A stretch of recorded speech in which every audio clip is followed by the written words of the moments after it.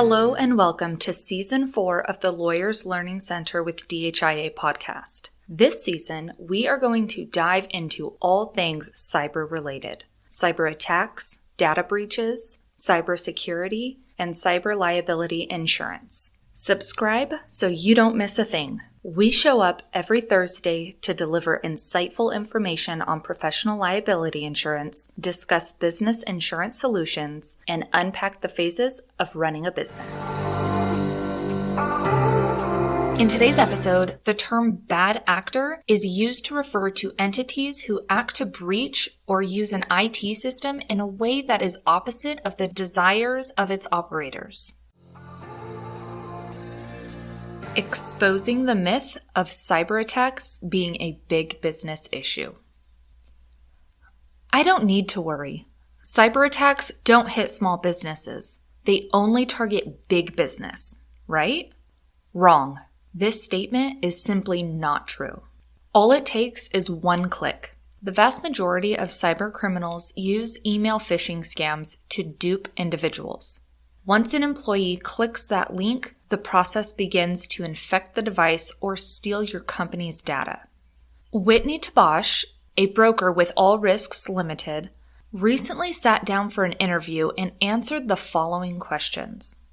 Do small businesses need to worry about cyber threats? How much does a small business stand to lose in a cyber attack? Are there claims that are more common with small businesses?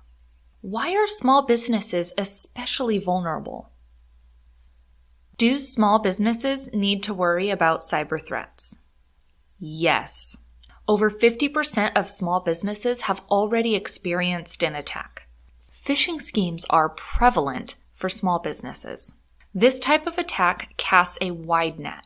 They're not trying to catch everyone, but the small amount of people that they can trick ends up being very lucrative for them. Again, that's something where one employee who didn't realize that an email wasn't from the person it appeared to be from, they click the link, then someone calls them and says, I'm your IT consultant and I need your login. The number of things that small businesses are susceptible to when it comes to cyber attacks is unlimited.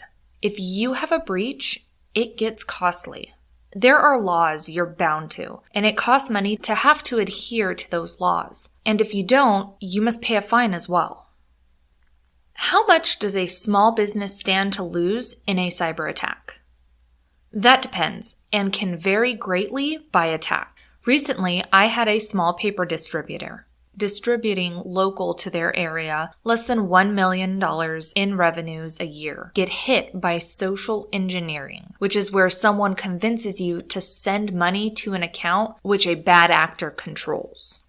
They stopped it quickly, which was amazing, and only ended up paying about $20,000. I've also seen a small snow cone shop get hit with a data breach. It was a pretty small claim. I think it was under $10,000. That was probably the one that surprised me the most, that a snow cone shop was a target. Are there claims that are more common with small businesses? A common claim I see is lost devices. Most businesses are moving toward cloud-based servers and systems. And so employees that have laptops and phones don't have any data stored on these devices. But some companies still aren't using cloud-based storage.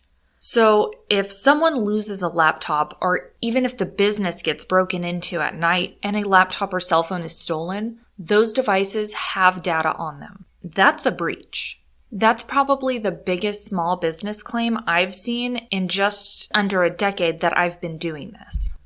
I'm working with a nonprofit in Austin that does disability rights advocacy. They had 2 laptops stolen overnight.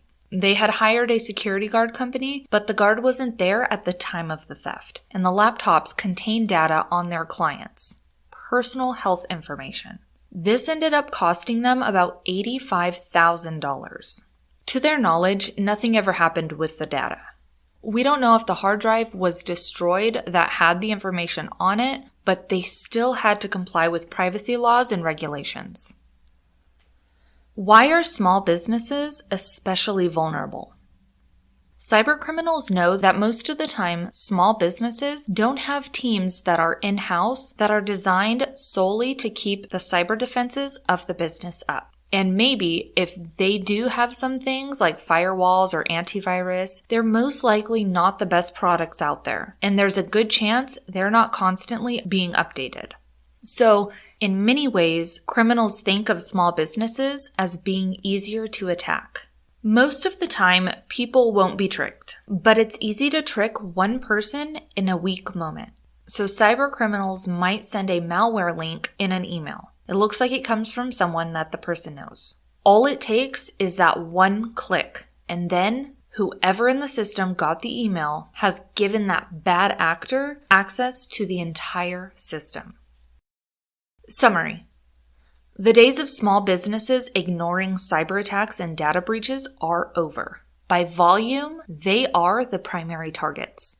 But there's a lesson small businesses should learn from large enterprises. Every big business knows a breach will happen. So their plan isn't if a breach happens. They have a reaction plan for when it does happen. Is it unreasonable for you to create a plan also? Thank you for listening to another episode of the Lawyers Learning Center with DHIA podcast. If you found this information useful, please subscribe and share.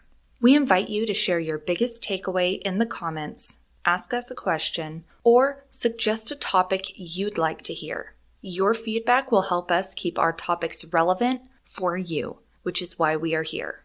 If you're new here, we encourage you to listen to our first 2 seasons. Our Lawyers MBA series was created to cover the topics law school missed and is packed with actionable tips on running the business side of a law practice. Tune in next Thursday where we'll go over some password guidelines for modern cybersecurity.